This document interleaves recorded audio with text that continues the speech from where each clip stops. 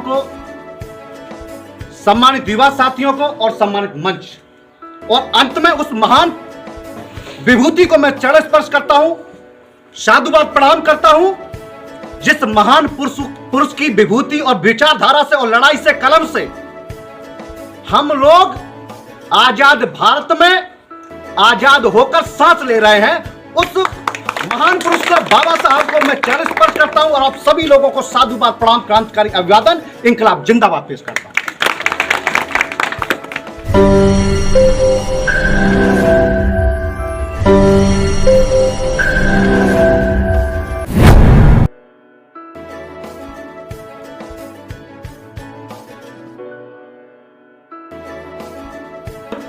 भारत में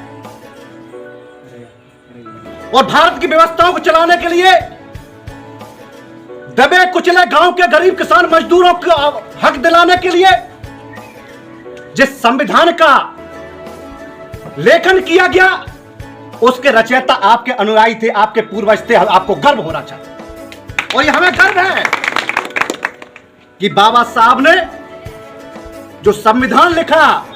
और यह संविधान वो संविधान है जो विश्व का सबसे बड़ा संविधान है, जो वो संविधान है जो अनेकों देशों से लिया गया है। यह वो संविधान है जो रामायण और ग्रंथों से भी पवित्र है।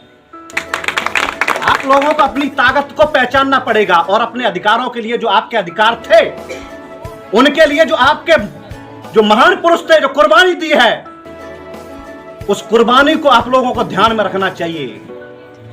और आपको अधिकार के लिए संविधान तो लिख दिया गया, लेकिन संविधान को बचाने की जिम्मेदारी हम सभी की है, क्योंकि महफिल में बैठे हैं जुगनू सारे,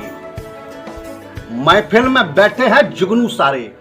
और जद ये है कि इनको कैसे हटाया जाए, मतलब तुम्हें कैसे हटाया जाए, मतलब संविधान को कैसे हटाया जाए, मतलब तुम्हें अधिकार विहीन कैसे किया जाए। ऐसी ताकतों को तुम्हें पहचानना पड़ेगा,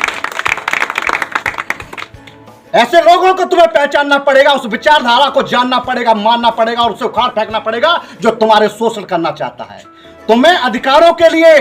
और अधिकारों की प्राप्ति के लिए ज्यादा कुछ करने की जरूरत नहीं है, क्योंकि जो तुम्हारे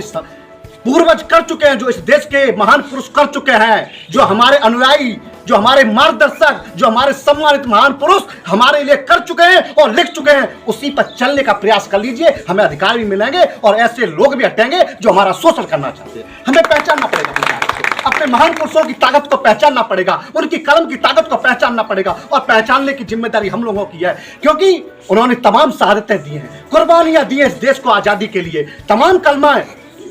कलमकार शहीद हुए आपकी कुर्बानी के लिए। और जो आज हम लोग बैठे हुए हैं, आजाद भारत में आजाद होकर सांस ले रहे हैं, अधिकारों की बात कर रहे हैं, मौलिक अधिकारों की बात करते हैं, ये इन्हीं की देन है। अगर